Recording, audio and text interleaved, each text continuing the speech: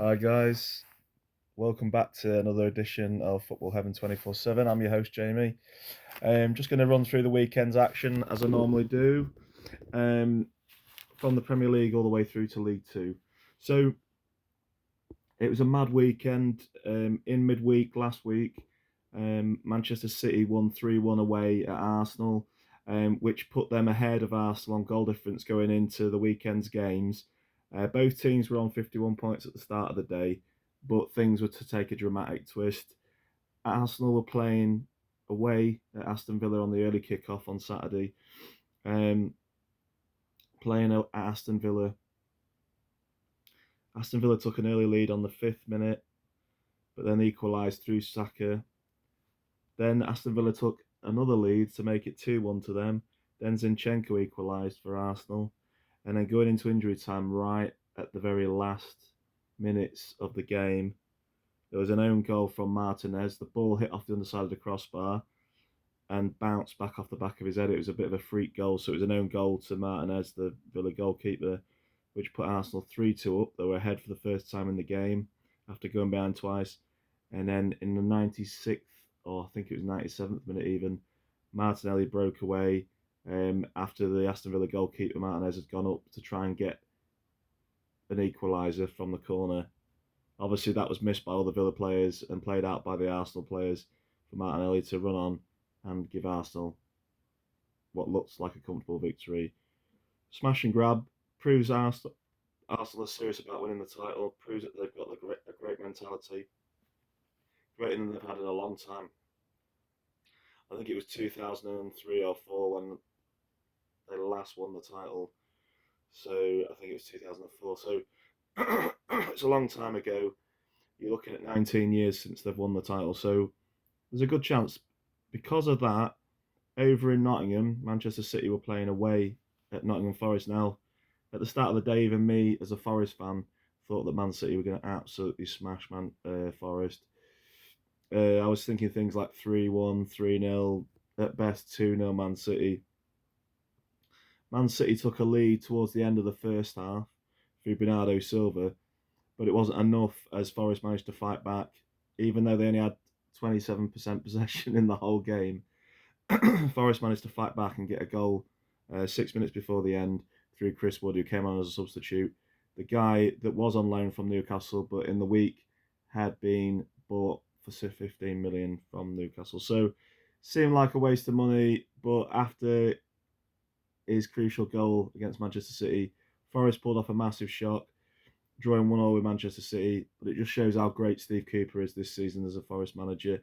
I know I'm biased because I'm Forest, but when you think he's had 30 players to sort out, 30 new players come in, he's managed to mix them all up within a matter of 2 months. He's transformed the team, or a month or so, he's transformed the team from looking dead and buried to being 5 points clear of the relegation zone. So Forest are looking upwards now rather than behind.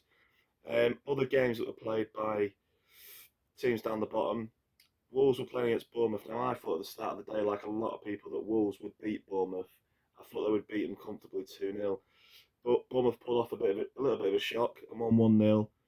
And that moved Bournemouth outside of the relegation zone. On Sunday, West Ham were playing away at Tottenham and they lost 2-0. Goals from Emerson Royal and a goal from Heung-min Son, who came on as a substitute in the second half, gave Tottenham a 2-0 lead, which kept West Ham in the relegation zone, along with Leeds and Southampton. Leeds continued to play poorly, but they had another narrow defeat, to be fair. They lost narrowly to Forest a week or so ago, a few weeks ago. They lost yet again 1-0 to a goal from Chris Coleman, which gave them Seamus Coleman even. Chris Coleman is a lad I know. And they won 1-0.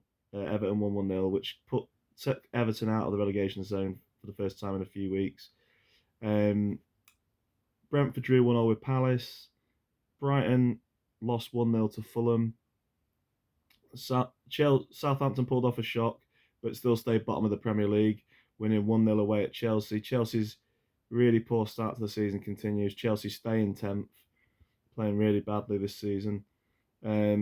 But apparently the owners are sticking with Graham Potter, the Chelsea manager, who's been in charge now for, I believe, something like 18 games. I think he's had 2 wins in that time, which is pretty poor. But anyway, he's still in his job. They are looking to do the same template that Arsenal did with Arteta, looking to build the team, and obviously they'll be expecting Chelsea to do great things next season under Potter once the players have settled in. Other results from the weekend: Newcastle were doing well, but they slipped out the top four after Tottenham won on Sunday against West Ham. They lost 2-0 at home to Liverpool. Liverpool continued their turnaround after a really poor start to the season. Liverpool won 2-0 away at Newcastle. Goals from Nunes and Cody Gakpo got his second goal for Liverpool in the league. So yeah, that was all the results from the weekend. Now it leaves the table is Arsenal are still top of the table by 2 points over Manchester City with 52 points in second. Manchester United, they won 3-0 on Sunday at home to Leicester City. 2 goals from Rashford and 1 from Jadon Sancho coming on as a substitute. And so yeah, Manchester United staying third. With 49 points. So there's only 5 points between Manchester United in third and Arsenal, except Arsenal's got a game in hand. The title race is a 3-horse race at the moment. Tottenham, as I say, moved up to fourth. Down in the relegation zone, it's West Ham, Leeds, and Southampton. Top goal scorer is obviously still Haaland, Manchester City with 26 goals. Right, I'm going to jump into the Championship. In the Championship at the start of the day, it was Burnley and Sheffield United in the top 2 places. Burnley have now pulled away from Sheffield United by 11 points. They're 11 points clear of second place Sheffield United and 15 points clear, 16 points clear even of Middlesbrough in third. Now, this is how it all happened. Burnley got a 1-0 win thanks to a penalty from Ashley Barnes away at Luton. That continued to keep them obviously right at the top. They're miles ahead of everybody else. Excuse me. Middlesbrough won 3-1 against Queen's Park Rangers. Chuba Akpom got 2 goals, and that kept him top goal scorer in the Championship with 19 goals. And Sheffield United lost 3-2 against Millwall away. So in the early kickoff, Bradshaw scored a hat-trick for Millwall. So how that leaves the table is Middlesbrough only 4 points behind second place Sheffield United now. So Middlesbrough have got a really good chance of getting automatically promoted to the Championship now. So that's how the table looks. Burnley at the top in the Championship, Sheffield United in second. In the playoffs, it's Middlesbrough, Luton, Sunderland, and Millwall. Other results from the day in the Championship: Blackpool beat Stoke 1-0. Huddersfield got their first win under Neil Warnock, winning 2-1 against Birmingham. Hull drew 0-0 with Preston. Middlesbrough, I've already done the Middlesbrough game. Rotherham lost 2-0 at home to Coventry City. Sunderland drew 1-0 with Bristol City. And Wigan drew 0-0 with Norwich City. Cardiff on Friday night got their second win on the bounce after winning 2-0 away at Birmingham City. They won 1-0 against Reading. How that leaves the table: at the bottom in the relegation zone in the Championship, it's Huddersfield, Blackpool, and Wigan. And then League One, just going to run through League One and League Two really quickly. Accrington Stanley won 1-0 against Shrewsbury. Bristol Rovers lost 2-1 against Burton. Cambridge won 1-0 against Oxford in the University Derby.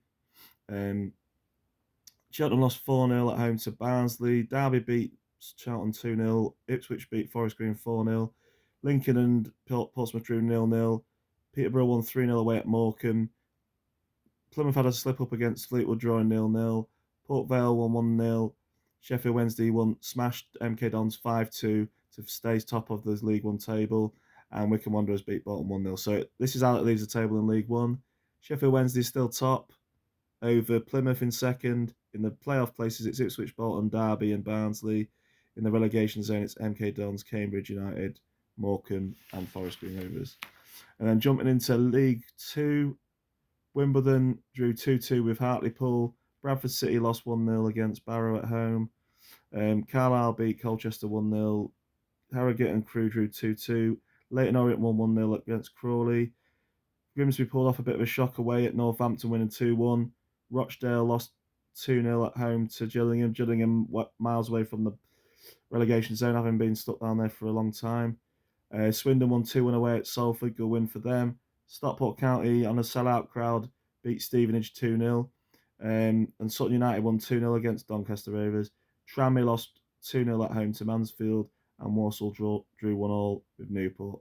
Top goal scorer in League Two is still Hoskins for Northampton with 17 goals. Looking at the top of the table, Leyton Orient are still top. They are now quite far ahead of Stevenage in second, and Carlisle in third. In the playoffs, it's Northampton, Mansfield Town, Stockport County, and Salford City. And in the relegation zone, it is Crawley Town and Rochdale. So that's what's going on across all the leagues. A couple of shocks, mainly looking at it. Grimsby had a bit of a shock away at Northampton. They weren't expected to beat them. Northampton doing quite well in the League Two table. That's what one result to point out. Forest obviously drawing with Manchester City in the Premier League was a big shock.